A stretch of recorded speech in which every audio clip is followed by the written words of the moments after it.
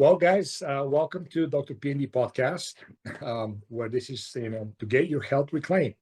I am super excited today because we have a phenomenal special guest that I look up to. I've known about him for honestly, for at least 5 years that I can remember. I just never met him, never spoke to him. And I had the pleasure, with his kindness for him to actually get on the phone with me one time and spend a great deal of time talking.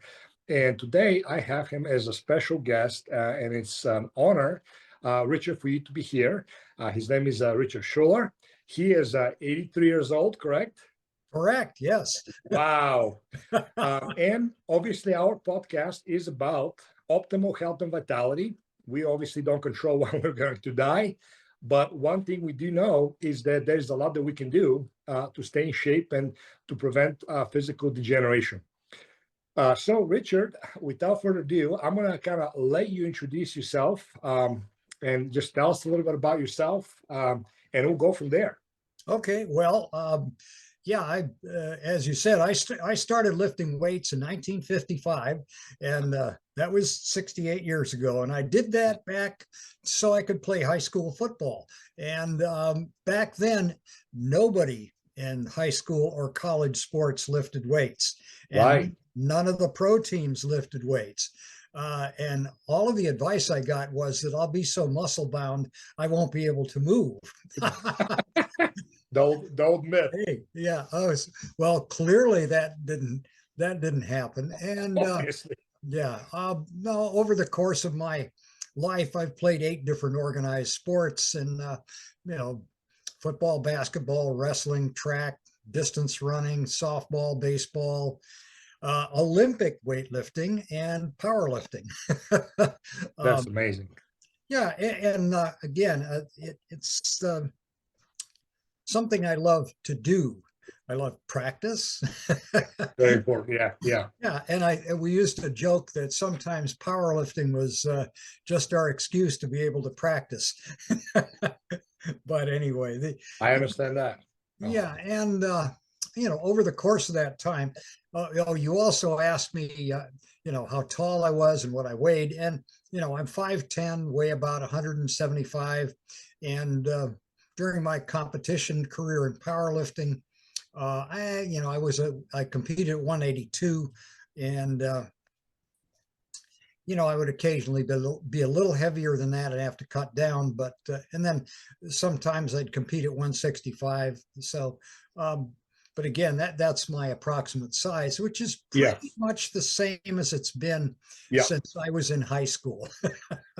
Yeah, that's amazing. So this is because you're a lean person, you were never overweight, and I've looked at a lot of your pictures over the years, and you never fluctuated a lot aside from getting ready for the show. But some people get like 30, 40, 50, 60 pounds heavier, or slim down a lot. You always were lean, healthy, and pretty much look the same. Well, yeah, I mean, thank you for saying so. I once or twice, things got a little bit out of control, but it was nothing. Sure. Yeah, but again, looking at when I was doing a lot of international traveling for 6 years, by that I mean, going to Russia or Ukraine once a month for a couple of weeks. That was. That was a little hard on the training regimen, but anyway, but still, yeah, that's not a problem. So basically, you're still the same height in your, high school, college, as you are now at 83 years old, and that goes again to show that to dispel the myth that a person has to shrink and they have to lose inches, because I have a lot of clients and patients that I work with. They have osteoporosis and weakening of the bones, the spine degeneration, stuff like that. Yeah, that is so amazing. That is so amazing. Well, later on, when you asked me about what I do to work out, one of the things I do regularly is hang from the pull-up bar. Just hang. Yeah, absolutely. Yeah, a lot of guys actually have preached the last 15 years, as far as I know, have actually, excuse me, have preached based on research the importance of hanging and stretching. Just regular hanging on, like I said, a chin up bar. Right. So you've been doing this stuff way before any of the research stuff was coming out. Oh yeah. And I people ask me about, I says, well, what's the most recent innovation in fitness? And I said, well, probably realistically, it would be interval training, which was invented in 1936. And that, that Yeah, was, yeah. yeah. I mean, if you recall, I think, well, you were an athlete back in the well, in your earlier years, and yeah, all of us did interval training, whatever our sport, if it involved running. Sure. Yeah. Sure, And sure, sure.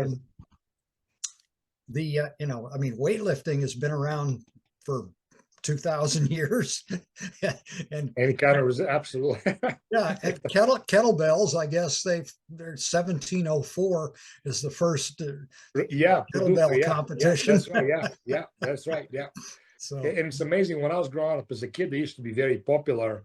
And a lot of the wrestlers and the weightlifters in Bulgaria used to use them. And they kind of completely fell off because, the chrome machines came in, the cable machines, all the fancy stuff came in. They kind of went off until this guy brought him back here in the United States, kind of popularized them. His name was Pavel, which oh yeah. He really brought it back into place, and he kind of exploded the whole, kettlebell movement and everything like that. Brought it back to, where they properly deserve to be, because it's really a phenomenal functional tool. Very simple too. Oh yeah, yeah. I have a full set of kettlebells in my workout.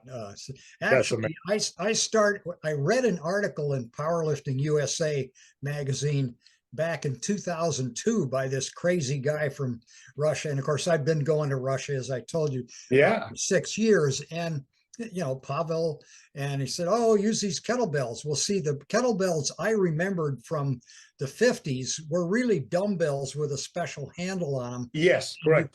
You couldn't really do some of the precision like moves, the flipping and stuff on the wrist. Yeah. And because the handle had hit you. But anyway, so I just bought 3 of them off, and boy, I've been I use them every week, a lot. and you also told me that you do a lot of kettlebell swings throughout the week. Like you try to get a certain number, like snatch kettlebells. Right. Swing, yeah. Yeah. No, I sort of my magic number for snatches is these days is about 100 a week. And I don't know. Wow, collectively. Yeah. Yeah. And wow. And 10 years ago I was doing 200 a week, but and again, things that's well wow, that's amazing. No, I mean, but again, I'm doing a lot of other things now that I didn't do then. So that's amazing. So tell me now, let me real quick, tell me, what are your all-time best lifts in the power lifts, whether in training or competition, doesn't matter. Squat, bench, deadlift, if you did the press. Okay, well, my rule is that if you didn't do it in competition, you didn't do it. That's right. I was not going to say that. Okay, you said it. It's rule. Okay, oh, good. I don't know how many people have told me about their 400-pound bench press. So anyway, but it's no okay. My best lifts in the in the squat, I did a 470-pound competition squat in competition. Yeah. Oh, awesome. And that was when I was in my late 50s. And then I consistently was up in the 430s, occasionally 440, all through my 60s. And the bench press was probably my worst lift, since what you can't see are the length of my arms. I look like Batman. Yeah, I can vouch for that. Trust me, mine is the worst too. Yeah, and anyway, I did manage to get a 300 in that once, maybe twice, but most of the time it was down 250-ish, 260-ish, and then deadlift. Oh yeah, that was a 470, and I was really consistent with that into the 470, 450 range, into my 70s. And got it. So, but again, probably certainly the high water mark in my competition career was I was number 2 in the world in the IPF World Championships. We went to South Africa back in 2005. I was 65 years old, and then in the North American Games in Aruba back in 2008, I finished 3rd overall in the amongst the masters lifters. Yeah, So that's amazing. That is amazing. I mean, these are great lifts for anybody, any male. If you go to any gym and you got any healthy, viable male to try to do a 300-pound bench press, let alone a competition bench press, which requires the unlocking, pausing in the chest, pressing it out. right. Very few people can in reality do that. Not to mention, I mean, you're talking, that's well over 1.5 times your body weight, and the squat is well over almost 2.5 times your body weight. Same with deadlift. These are phenomenal numbers. So back to all the dash. Well, weights are gonna break your body. They're gonna make you stiff. They're gonna get your muscle bound. They're gonna injure you. You're gonna have your hip and knees replaced. Not true. So at 83 years old, have you had any joints replaced yet? No. Well, Okay. and see, There we go. this is something that I wanted to, and again, since you have all kinds of clients in this magic age group, I have a friend who was 5 years younger than I am, and he lifted about the same weights I did, but he has had 19 surgeries. Oh, wow. Yeah. It's not uncommon. Yeah. It's not uncommon. Okay. But see, here's the thing. This is the muscle you've got to use. Yes, exactly. Okay. Yeah. Which means is you need to understand where your limits are, and you only push them. Being smart. If you try to push yourself beyond where your body will allow, then you're going to get a terrible injury. And you had a question about what injuries have I had. Really, the only one has been a rotator cuff, which comes from having thrown some kind of ball a million times. Yeah, it usually is. Yeah, repetitive. Yeah. But again, use your head. I mean, again, it's like the other day I started lifting. I was really tired. I said, okay, today is not. The universe is telling me I am not strong today. Don't do it. You listen to your body. Yeah, you must listen to your body. You must become familiar with how you feel, how you respond, and you got to develop a physical intelligence, or listen to your physical intelligence, because if you don't, you're going to get hurt. Well, I mean, the answer to the question, I've never really had a serious injury from lifting. The collision sports, I get a lot of, beat up and banged up a lot, and muscle injuries from wrestling, but from lifting, really, from weightlifting, no. That's amazing. Yeah. It is so true, and that's again just a testament. When you're using your mind, you're using your intelligence, you're doing things right, how beneficial it can be.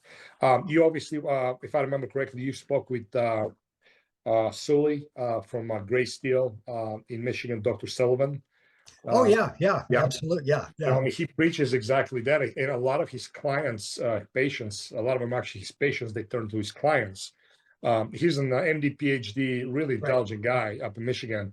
He actually stopped practicing emergency medicine. Now all he does is, as the Gray Steel company, and he does, basically strength training with elderly people. He's got most of his clients are 40, 50 plus years old and more. Yeah. Oh, yeah. I stopped by his gym when I was up that way, and met him and talked to him a bit, and talked to several of his clients. And hey, it's strength training is this great tonic that's hiding in plain sight. Absolutely. Yet very few people want to touch it, and a lot of people actually want the easy way out, and that's why I know in my industry a lot of those gimmicks sell quickly, the quick and easy to fix. And now I have the electric stimulation ab makers. I just got contacted the other day about that's, I'm like, are you kidding me? But yeah, it's takes a lot of effort, and that's diligence, and like him and Mark Ripito and all those guys, they've done a really good job of really bringing up strength training, what you practice, what you do, to the front line, and really teaching people how to apply it. But the key is they really teach in perfect form, how to activate properly, how to brace properly, and how to do it properly. And it's literally the closest thing to kind of like the fountain of youth, quote unquote, if you want to call it. Oh yeah, there is a fountain of youth. Yeah, Yeah. it's the gym. Uh, Right. Yeah. but you have to drink properly. And yeah. That's right. That's right. No, this is really amazing. I wanted to ask you real quick, what is your, just like a bird's eye view real quick, of what is your current training regimen right now? Like, Okay. what do you? And again, part of it is, the last time I competed in a powerlifting meet was Yeah. last year, and Yeah. I got interested in mastering some new body weight techniques like an L sit and Yeah. yeah, and some of the more demanding, pull-ups and things like that. So I do a couple times a week. I'll do those, body weight training. A couple times a week, I will do Olympic style, Olympic-ish, I call Movement. Yeah. it, style Sure. No, training. accessory Yeah, movements. Yeah. and then I run 4 times a week. So, 4 times a week. I That's kind of amazing. blend it. Yeah. I blend it all together so that it Yeah. works for me. And So ultimately, you do cardiovascular, endurance, power, strength, yeah, hypertrophy kind of body weight. So you basically a well-rounded approach to strength and conditioning. Ultimately, what it boils down to.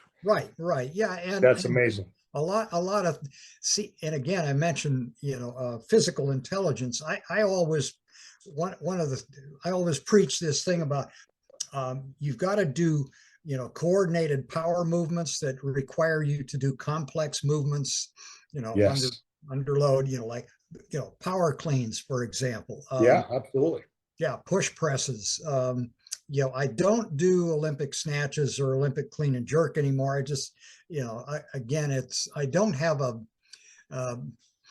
coach or a place to train with those, but I can train in my own, my own facility with, I can do the power cleans and stuff. But see, But you're still getting the benefit, right? yeah, I do the old time power clean where you just, pull it off the floor and take it all the way up in one move.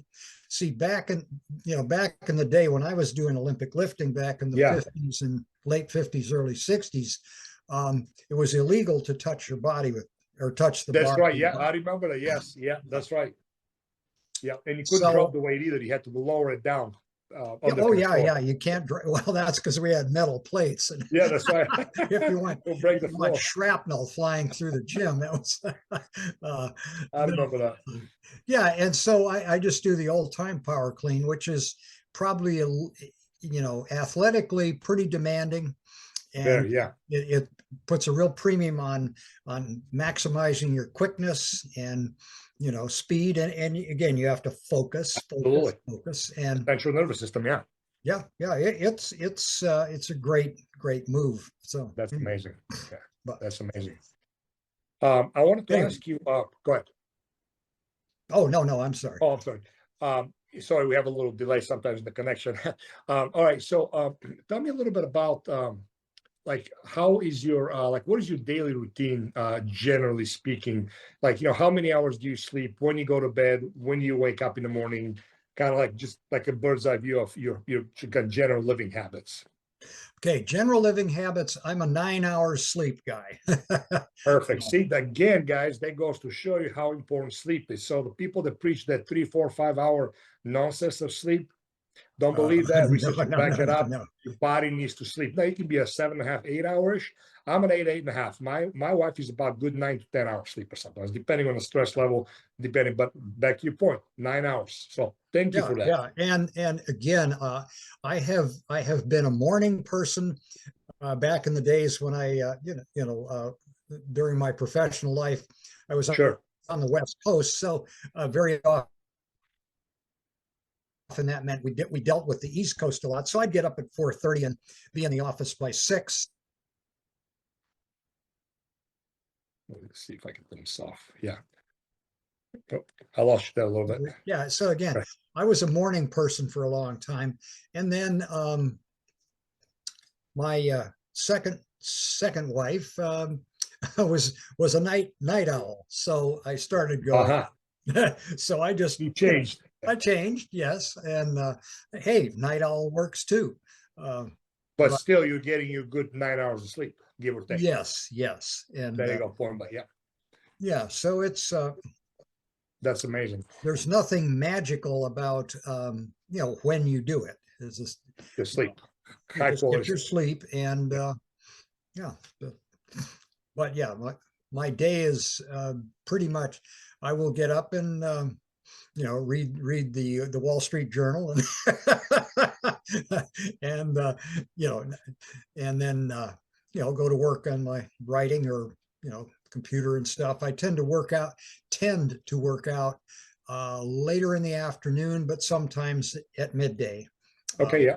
Yeah, it just, but again, I am not a morning workout person, but I know that the early morning workouts are, there's about 20% of the people, that's just their sweet spot. That is perfect for them. Yeah. And it doesn't seem to matter what the activity is.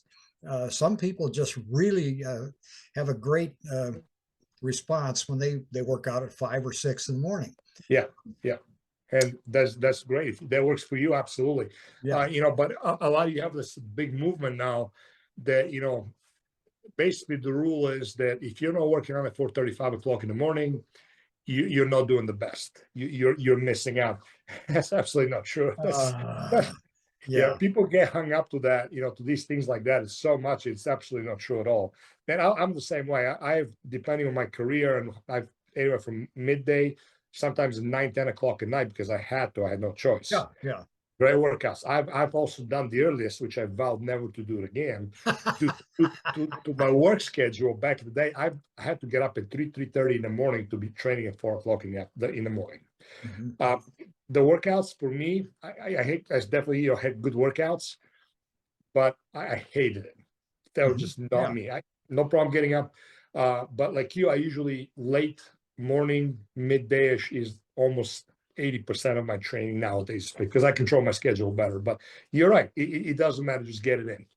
Yeah. And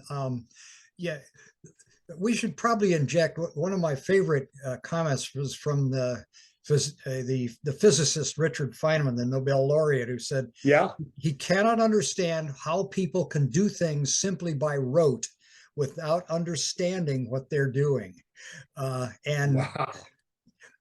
I mean, that so applies to fitness. You really need to have a deep understanding of what you're doing, why it's working, and why it's working for you, because that's the only way you can really, get the most out of it. And absolutely, unfortunately, this is not what it sells, right? What sells is the flashy, cool stuff on YouTube or social media, right. And the guy with Ricky's genetics that most often is on steroids, perhaps. And, and that's what sells. I mean, when I was a child, that's how I got caught up with the muscle magazines because I had nobody to tell me otherwise. So the only thing available to me was the muscle magazines, and you're thinking like, well, this guy's, amazing. Little did I know he is a genetic, phenomena. And number 2, he's on loads of steroids. But I agree with you 100%. You have to have understanding why you're doing. And like you said, back to the innate intelligence of your body. Listen to your body. What does it tell you to do? When you feel the best? So no, that's amazing. That's amazing. And as far as during at what time do you usually eat dinner and kind of retire and settle down? Okay, well, here again, we eat dinner at 8 o'clock at night. I mean, we very much like the late European type schedule. I mean, it's by choice. I have almost no food during the day. Again, it's not that I'm denying myself anything. I have a protein bar for breakfast. Okay. Yeah. And then I drink coffee throughout the day. Gotta have my Nespresso. Yeah. And, awesome. But and I'll have a protein shake after workout. But literally, it's a one meal a day, and sort of the rule of thumb we follow is it's always fresh food. We don't. I mean, hey, once or twice a month we may share a little bag of potato chips. I mean, naturally. But again, it's always fresh, and both my wife and I find that to be very satisfying, and it's everything just seems to work well with that. I never have any cravings. Oh, I should hasten to add too, I don't drink alcohol. That and I was going to ask you that. no, I Yeah, don't drink alcohol, but to me, it's I have in the past, and as you can appreciate, when I was working in Russia, that was it was sort of mandatory. an obligatory. Yeah, yeah, absolutely. Yeah, but again, I quit 20 years ago, and I guess during the 1980s, I didn't drink at all. I mean, I just stopped. Yeah, And to me, it's just you walk through the wine section of the grocery store. What is this stuff? And it's kind of funny because I have no idea what most of it is. You know, sure what's is. good, what's bad.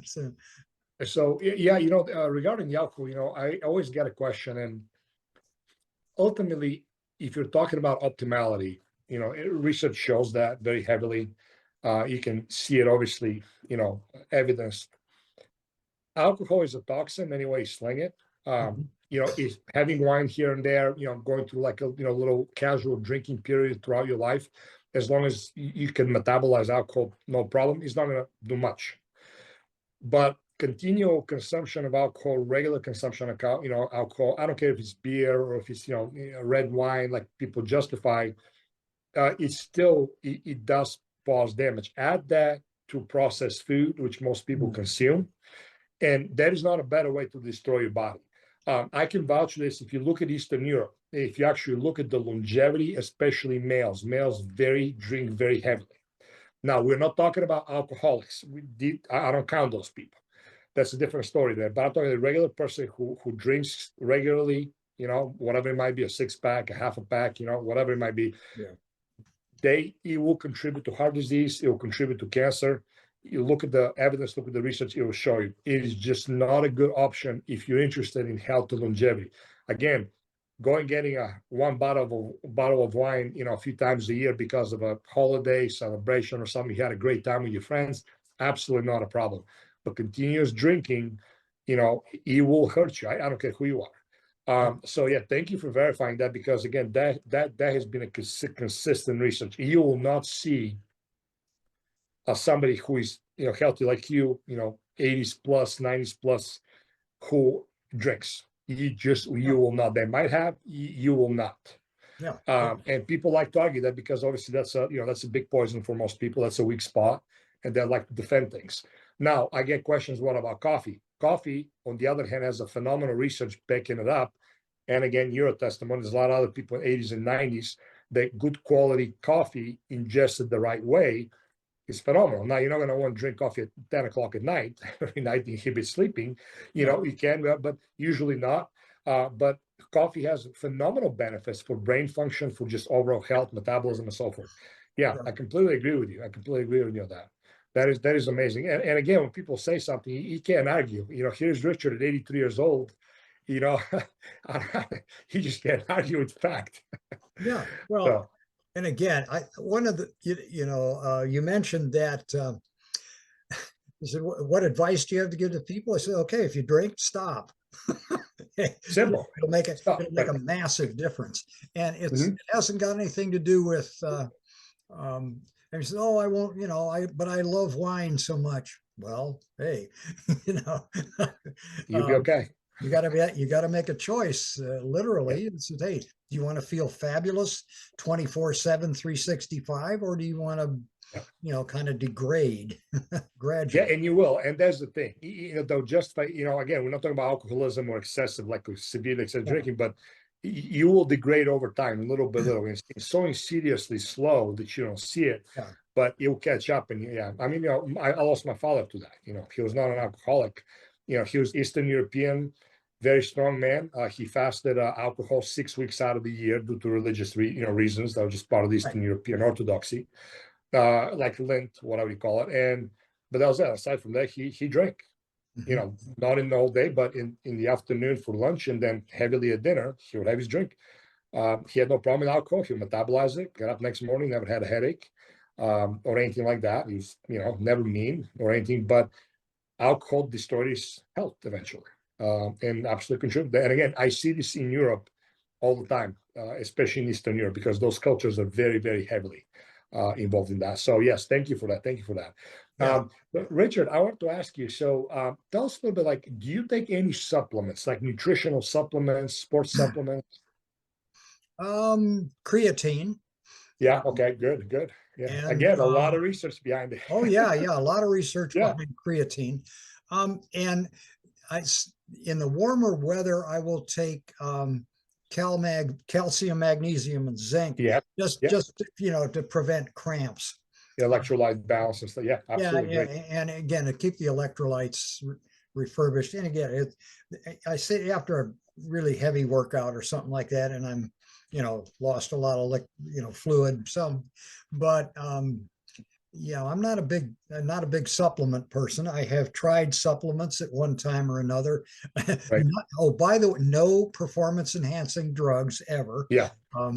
Yeah, Yeah, thank you for mentioning that, because that was pretty much a given, but I just want to make sure that the audience knows, he's been in the weight game history. First of all, he started lifting, well, steroids didn't come on the market until 65, 70, really, like being like yeah, available, right? right. 68, I think some of my friends who were in the Olympics came back and Start I doing mean, different dietable. sports, and they said, "Hey, some of these East European athletes are just strange."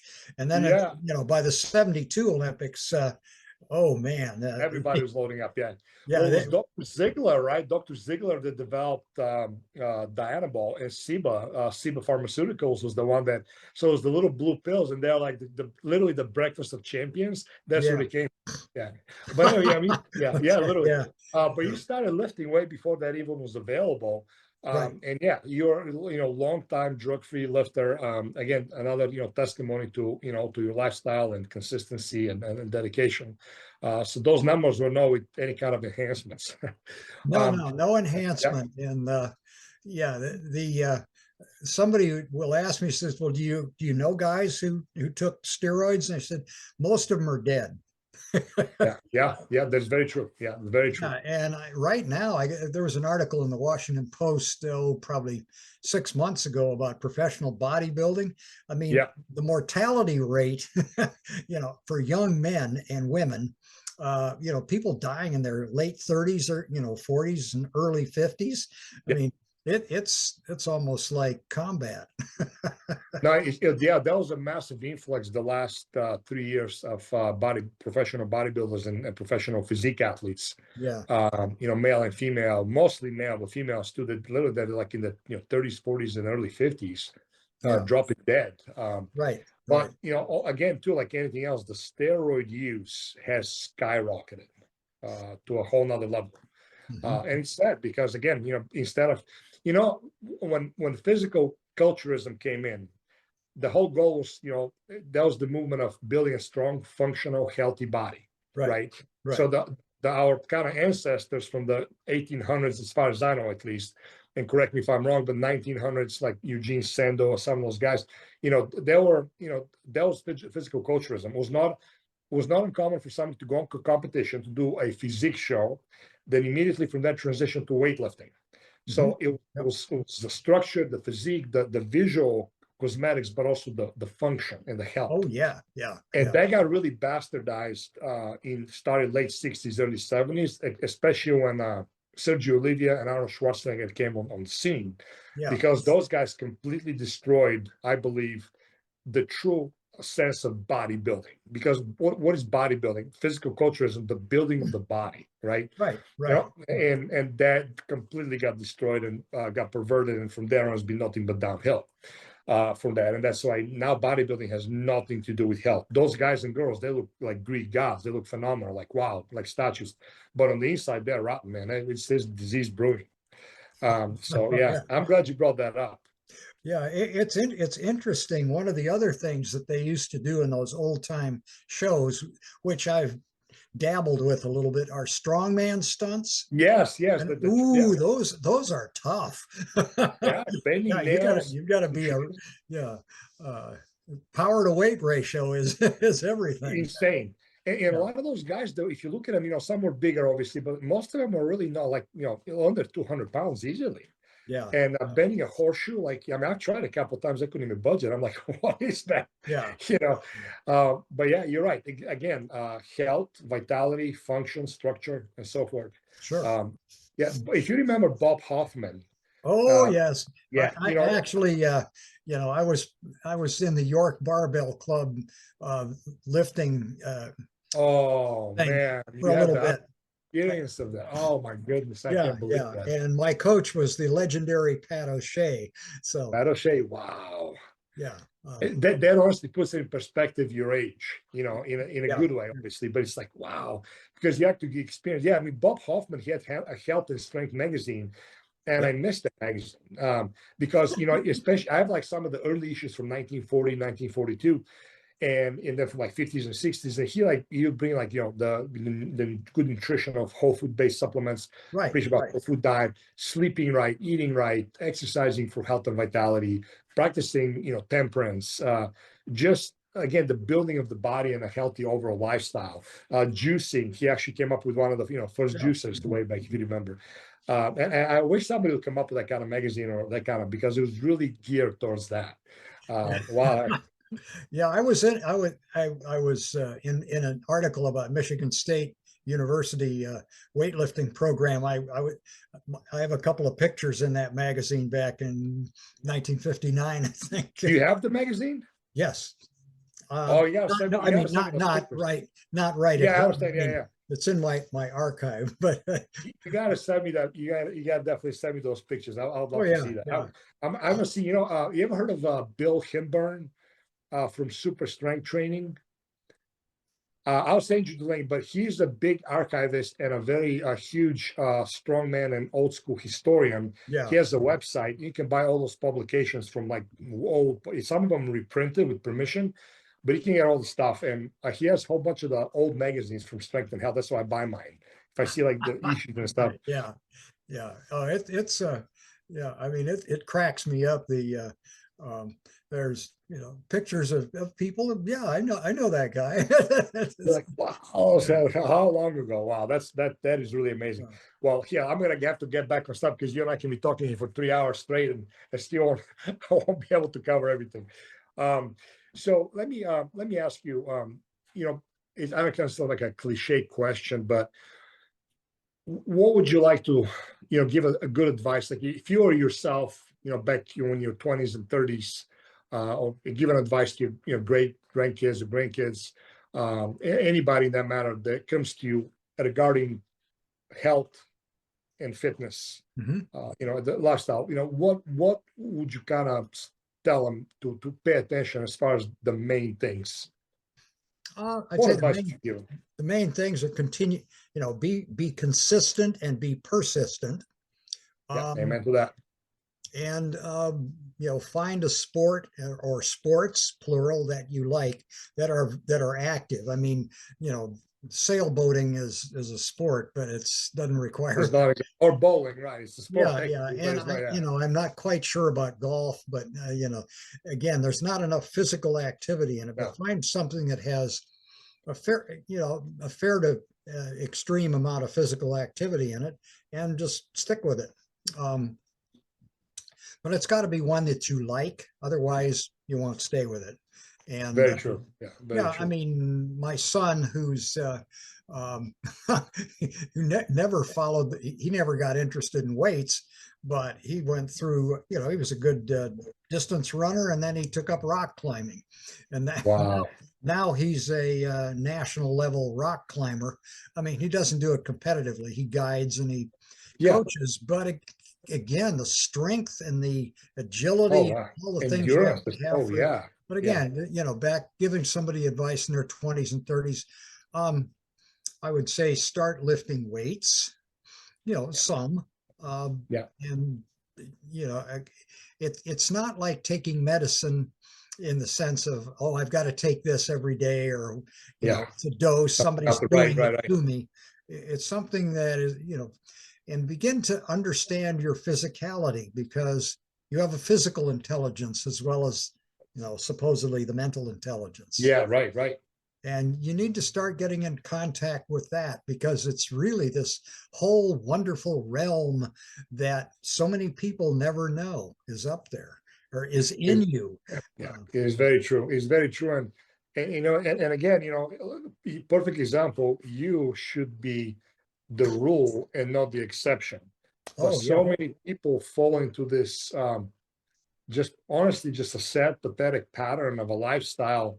And the assumption and the belief is that, well, now you're 78 years old, either you're going to be A, dead, two, debilitated, or a nursing home, or at least if you're kind of sort of well, you'll be at least on a few medications, going to doctors all the time, and just doing light kind of basically just an existence, quote unquote, lifestyle. And that's not the case, because when I asked you also, remember yesterday, you told me, I asked, how do you honestly feel?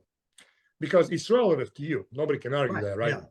Relative, like when you're in your 30s and 40s. Now, I don't say teens and 20s because these are like the top of the years and they're kind of unrealistic, obviously, in a sense. But being, okay, 30s and 40s, how do you feel comparatively speaking to now? Pretty I'll much let the you answer that. same. Pretty much the same. There you go. Yeah. I mean, the yeah. No, that's Wow. the cool thing is Yeah. that I wake up every day, feel great, Yeah. um, go through the day, feel terrific, and again, I think about this and say, well, this is a gift, but it's one that I earned through. You were like you said, you were consistent, you were persistent, you were Right. diligent. Yeah. Yeah, absolutely.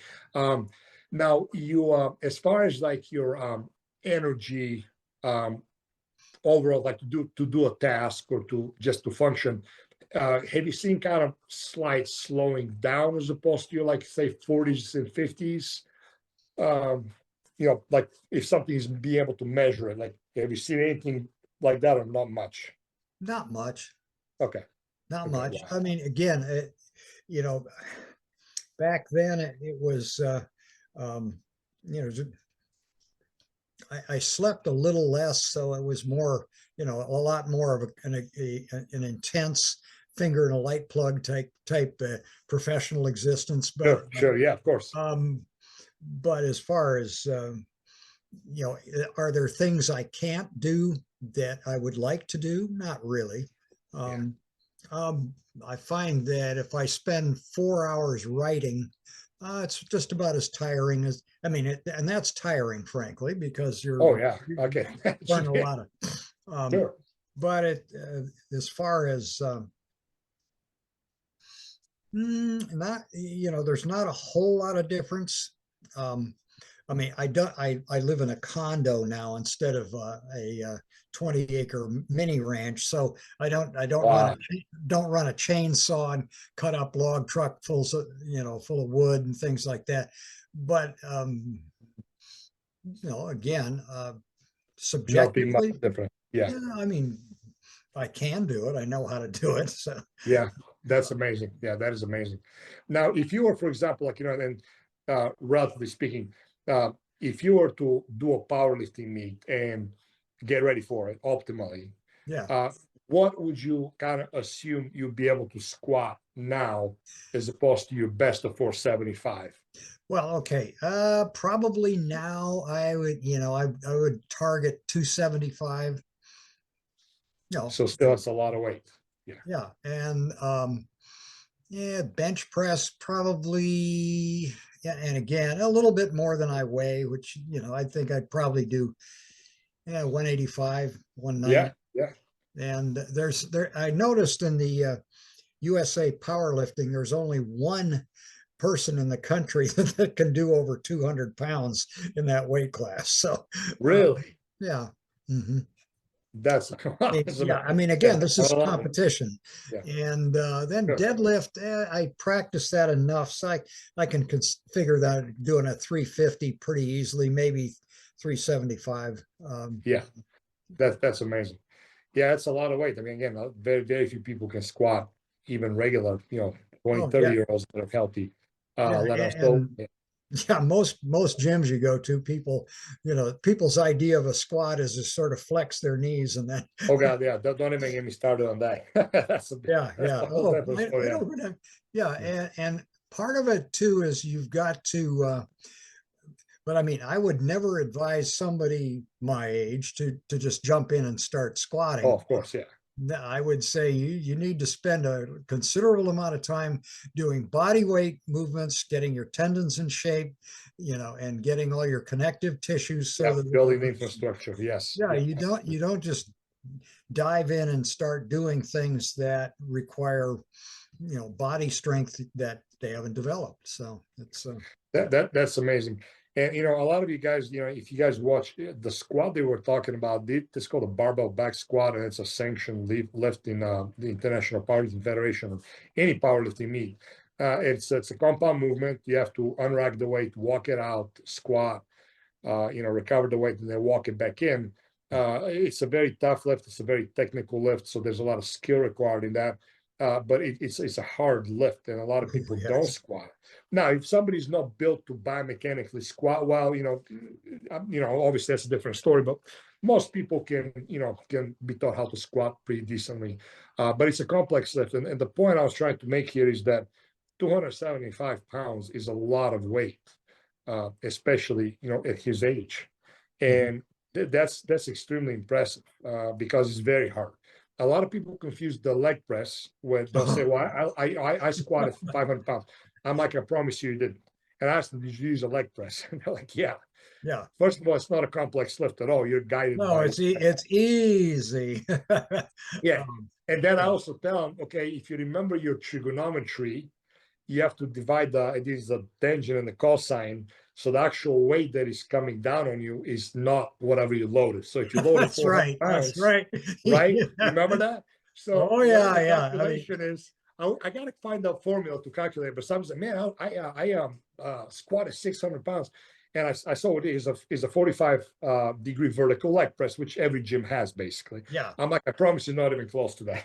It's not even close to no. uh, Hey, just, thanks for reminding me. I hadn't even I just ignore the leg presses, except for it sometimes is a good assistance exercise on the oh, deadlift. absolutely. Yeah, Yeah, for just starting in the deep position, absolutely. just Yeah, getting things to yeah. come out of the deep position. But it's um, yeah, again, too many machines in the gym. And one of my friends who's a kettlebell master said, "You want to suck the athleticism out of your body? Start using machines." Very true. Yeah, very true. Yeah. And again, what you're saying, I just want to clarify is if people have issues, obviously injuries, certain anthropometric discrepancies, machines, and also if this is all you have, you Mhm. can absolutely get a phenomenal workout and great benefit of that mechanical stimulation of the musculoskeletal system. No Right. doubt about that. But Richard is right. If you really want to get the most optimal benefit, free weights are always going to weigh supreme because you function in a three-dimensional pattern. A machine is always going to be in a two-dimensional plane of motion. That's it. Right. So, it's always hands down is going to be weights, whether it's kettlebells, dumbbells, barbells, is going to weigh supreme in that. So, yeah, thanks for bringing that up because I do get a lot of questions and, people, get frustrated or they'll, get bogged up about those issues. Let me see. Okay, see, how are we doing on time? We have about 15 more minutes. Um, I want to ask you, as far as your mood and how you feel emotionally, not physically, but emotionally, how has that declined with age at all in any way, or do you feel still the same? Nope. That's Nope. awesome. Nope. That's Hey, that is amazing. Yeah. yeah. Somebody says, "How you feel?" I said, "Living the dream." Living the dream. Seems like you have a phenomenally positive outlook. You're very realistic, but you have a very positive outlook, and I've noticed that about you. And so I'm assuming that's a testimony again to you how important this is. Yeah. Uh, Yeah. it- It again, mm, there's there's a difference between sort of appreciating and living life and trying to put on the role that somebody said, oh, you should have a positive outlook, and you really Yeah. don't. Yeah, and it's different. It's a very different kind of thing. Great point. Yeah. Yeah, Great. and there's if you can't be real and be, you know, and sort of live the enjoyment that you're getting from your experience. Yeah. That's an amazing point. Yeah, that is amazing. And I'm glad you said that because, yeah, like even I use the one I asked you, like you have a positive outlook, but positive outlook can be taken like, well, you have to see the world from colored, rose colored glasses and or like, this kind of fake aspect of it. And this not it. Fake. There you go. Yeah. And no, that and bad things do happen. It's not, that's not to say they don't, but of course. I think a lot of people create bad things in their mind. Bad perceptions and assumptions. Yeah, and they dwell excessively perhaps on mistakes they made or things that didn't quite go right in their life or whatever. And again, you can't do anything about the past. You can definitely, but it can definitely impact your present and your future.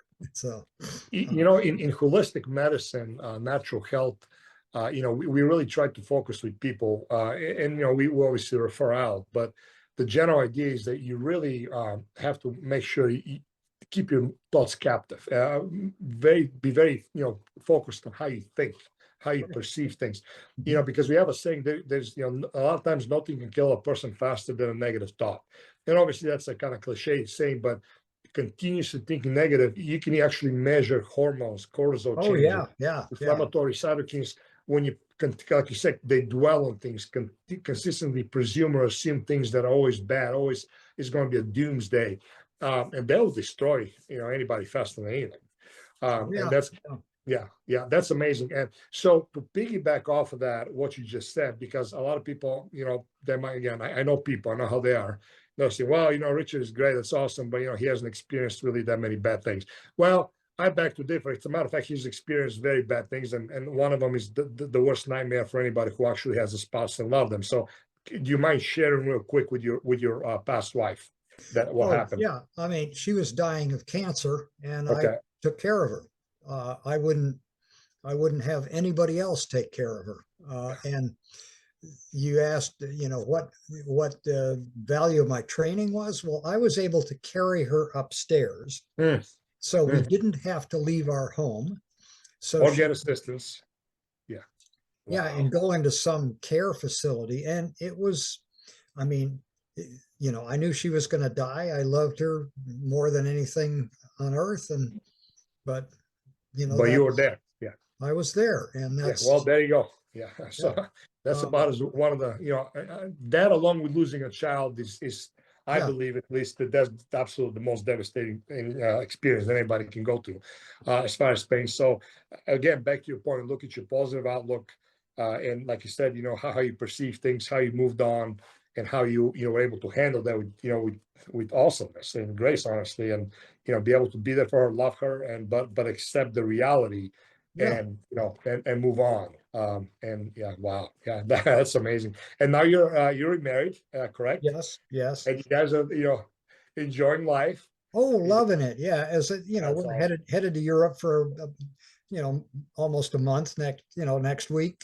So, that's where in Europe exactly? Well, I'm going to go to London for a while because strangely enough, I've been all over the world, but I've never been to London, and then to France, and then Spain, and then we'll take a cruise ship back across the Atlantic back to New York.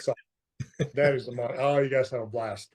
Now, nowadays it's awesome because those countries, there's gyms everywhere. And at least in Europe, I know, they have quite a bit of the kettlebell action back again. Yeah. You'd be good to go with that. Well, yeah, but see, the other thing is, I figured, okay, I've been to places where they don't have gyms, so I've got a whole routine I can do, and if you've Still got three fine. feet, 3 feet of floor space, That's all you need. Yeah, that's that's all you right. need. So That's amazing. Richard, before we wrap it up, what are your plans, like generally speaking, like for the future, like things you want to achieve? Okay. Well, I'm finishing up another book. The first one I have is Powerlifting Over 50, and that's Hold available. on, hold on. Oh yes, there it is. There. Yep, Hey, I've been reading this. yeah, recognize the guy on the cover. Look at that guy. That's Yeah. him. Yeah. By the way, thank you. You were talking about engaging and stabilizing and how you're using your two toes for balance. Mhm. So I started actually applying, even though, again, I've been in this industry for a very long time, you still need people to look up to and to be fueled with and be taught and be inspired. And so far I got so many gems, like of awesomeness from this book. And one of them that I started practicing and been really practicing is actually standing on one leg. Yeah. Or having a little muscle ball that I have, and literally trying to keep balance. Now you can't do it more than like a few seconds at a time, like motionless. But it's been amazing how actually better I feel, and actually my calves have been getting sore in places I didn't know existed. And I've been at it for almost like 3 weeks now.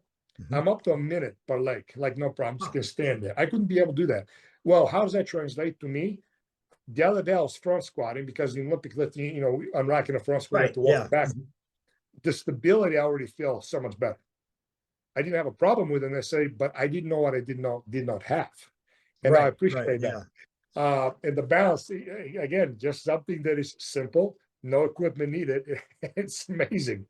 Yeah. Oh yeah. No, that's cool. I'm glad you got some I'm glad you got some benefit from the book. I have Oh, yeah. Powerlifting Over 50 Volume 2 coming out. Oh, you let me know because I'm buying it. So tell us about your books. Tell us about your website. How can people reach Okay. you? Yeah. Well, of course, the book that I have the most far and away the most sales on is that Powerlifting Over 50 that you just showed. It's a phenomenal book. Yeah, it is. Yeah. Truly, it's easy Thank to you. read too. And I have another one that's called Get Back in Shape After 50, which is really geared more to people who are, out of shape and, want to get back in. It's the sort of the first 3 months and of getting back. And then Yeah, that's most people. yeah, and some other books like aerobic training for weightlifters, which I think is something that Yep, weightlifters need to do. very much. Yeah. Everybody needs to do, Yeah. but again, you got to do it in a way that doesn't mess up your your other training or get you hurt. It works for you. Yeah. And I'm doing that. I'm trying to start up a paid subscription newsletter.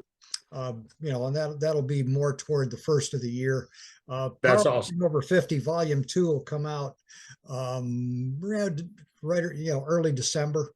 So Well, I'll sign me up because I'm there. I can't wait. And my next on my list was actually the aerobic book for strength training, yeah, because what Richard is, and correct me if I'm wrong. A lot of guys, and I became at fault as well. We love strength training and we're involved and we do everything right with it, recovery, sleeping, eating healthy, and so forth. But you have a tendency to kind of ignore aerobic and endurance training. I'm too heavy to run. I'm not well suited to run. I also, growing up, I had ankle issues, and so I don't run. But I kind of ignored proper strength training, especially the better and better I got into the lifting. And that actually did catch up to me. So I'm, that's another thing that I would like to, it's next on my reading list. Let's put it that way. yeah. Well, To again, really optimize that aspect because it yeah. is important, and we can always improve. Let's put it that way. Oh yeah, yeah. And the thing that is important to understand about aerobic training for strength athletes is that this is something that conditions your entire cardiovascular system in ways that nothing else can. Yeah. And you don't have to become a marathon runner. You just basically have to be, make sure you've got good blood supply to all the muscles, all the Right? extremities, Yeah, and especially to the brain. absolutely. Yeah, Yeah, very and important. this is sort of fundamental care of fundamental care of your body, and it also aerobic training at a low intensity also takes a lot of the junk out of your system and gets rid of it. So you're Yeah, I definitely can see increased recovery when I do my cardio, properly and yeah, yeah, regularly, without doubt. Yeah. Now yeah. that's amazing. Yes. Now let me ask you this. Your website is midlifehardbody.com. That is correct. Awesome. Okay. Midlifehardbody.com. Yeah, midlife hardbody. And you also have your Amazon links, and you offer also, and what I like is you also offer personal coaching. Mhm. And I think that's really awesome because look, one thing I always tell people is you might have, there's people that are smart, they're very intelligent, kids that, they have like a PhD in exercise physiology and strength and conditioning, which are not easy programs. You have to give them the respect that they deserve, but can never beat experience. And that is just something, that kind of wisdom, discernment, knowledge that you have. It's honestly, to me, it's priceless. And I'm really excited about that because, I'm really excited that you're doing this. And, any of you guys watching this, you'll do well to, to take heed of that. Check it out because Rich has got tremendous amount of, again, experience and wisdom and knowledge and discernment that he can instill in you. And there's nothing better than when you've been there and done that with success. Yeah. That you just can't. Well, thank And you you, so much. Very kind words. I appreciate them. no, I really am. You have no idea. Like I got off the phone with you a few weeks ago, and I was like high for the rest of the day, Oh, because for one, you're an anomaly, and but you're a realistic anomaly. It's not one of those people. Oh, he's 105 years old, and well, he drank and smoked supposedly, which nobody does. But people say, well, just genetically, and he didn't really do much. No, you're 83 years old, and you actually all your life have been disciplined, diligent, hardworking, use your right. mind, very smart, and that's a testament of how reality simply it is. Yes, it does require hard work and diligence, but is nothing unrealistic. You're No, not like you're a paid athlete that's all you did all your life, or now you have those people that are those millionaires that have those insane, like literally $200,000 a month programs that they do, like happy better chair, customized supplements, hormones. Everybody wants to look like 150. I honestly, a lot of the stuff is a waste of time and money. But my point being is, it's realistic and simple, and you're a testament of it. And I think this is what's really needed.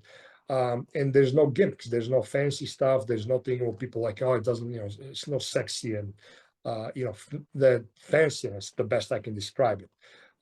Multi-marketing and products and so forth is yeah. just reality. So yeah, that's why I'm so impressed, Richard, honestly. And then, a lot of very few people also speak that language. Mhm. And the reality of it is that I always tell people is it takes discipline and diligence and persistence and hard work. Oh, And you yeah. gotta want it. You gotta want it. You might not enjoy the process necessarily, but if you really want the results, you have to do it. And nowadays, just people look for the easy way out. And that's why those companies make so much money, whether it's Oh, yes, supplements, yes, yes, yes. it doesn't, it doesn't deliver. You have to go back to the basics. You have to do what works, and what works is not fancy, and it's not a lot of times fun. And there's no way around that. There's no shortcuts. No, Um, again, yeah, there is no shortcut. And no, um, yeah, although, well, of course, the latest shortcut de jour is the weight loss drugs. And oh my God, the uh, damage that you're seeing now with the glutapeptide that you have, it is, yeah, it's bad. Well, again, it started with Hollywood last year, a couple of years ago, when it started getting popularized, and people are getting, I mean, actually, they're getting metabolic damage, yeah, I'm damaging your not metabolic surprised. I performance. just you know uh, Yeah. I figured it would start accumulating pretty soon. But Oh yeah.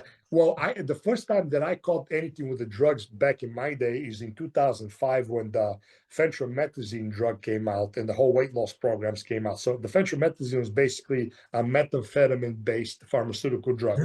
It will literally kill your appetite, no joke. Like you take it, first of all, you got hyped up a little bit because it's a methamphetamine-based drug, but two, it completely killed appetite. So they do the B12 shots, and I think some will plug in the HCG, which supposedly even further decreased appetite.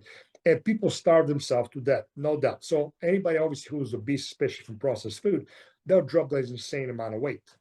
Well, after 6 to 12 months at the most, you have to get off that drug because obviously they even knew it was damaging.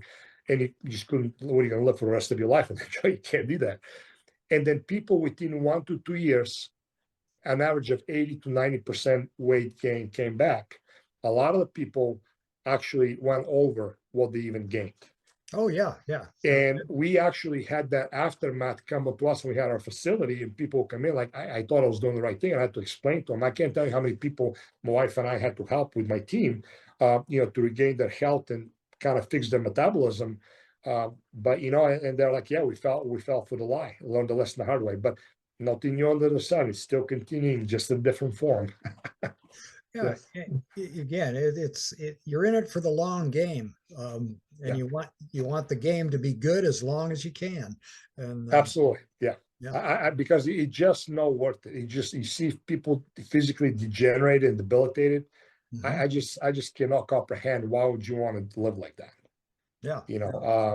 Well, they don't want to, but I just happened to see an article last week in the New York Times about some guy was saying of how hard it is to get old. He says, I'm 83 years old and I have a hell of a time getting out of taxi cabs in New York. My foot gets caught behind the seat and I fall on the pavement. Give me air. Yeah. Doesn't have to be that way. This is not something that should even be an issue. Yes, I agree with you 100%. Yeah, it doesn't have to be. But I'm really excited about your website, your new book, and also your newsletter. And if you can, do you have a YouTube channel or do you have any social media? I'm going to set one up here, and okay, after I get back from Europe. yeah, that'll be awesome. Yeah, because your message needs to be heard. You're a living testament of healthy lifestyle.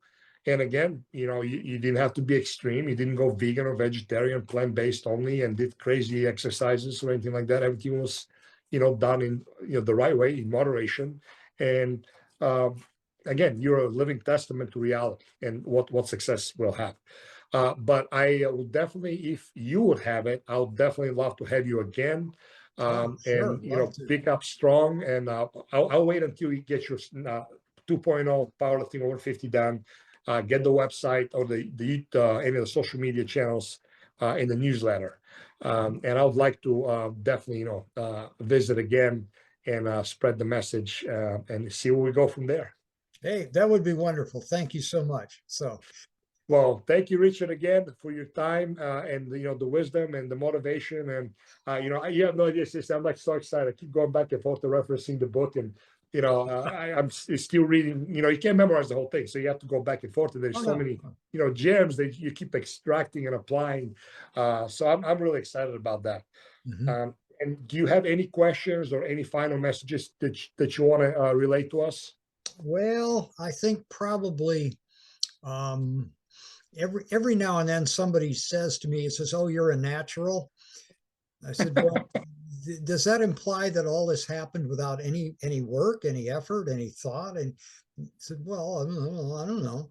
But no, you have you. I think the word you used was lifestyle. No, if you live the lifestyle, you get the benefits. But it's all the things. It's not.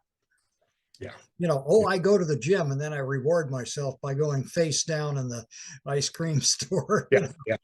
You see that all the time, right? And also when people say, "Well, I go to the gym every day," well, what does that exactly mean?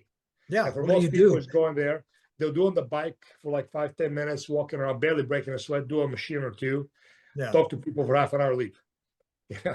But no, thank you for that. Very, very, very true. Very, very true. No, hey, and the other thing is, hey, if you think you feel good now, you can feel better.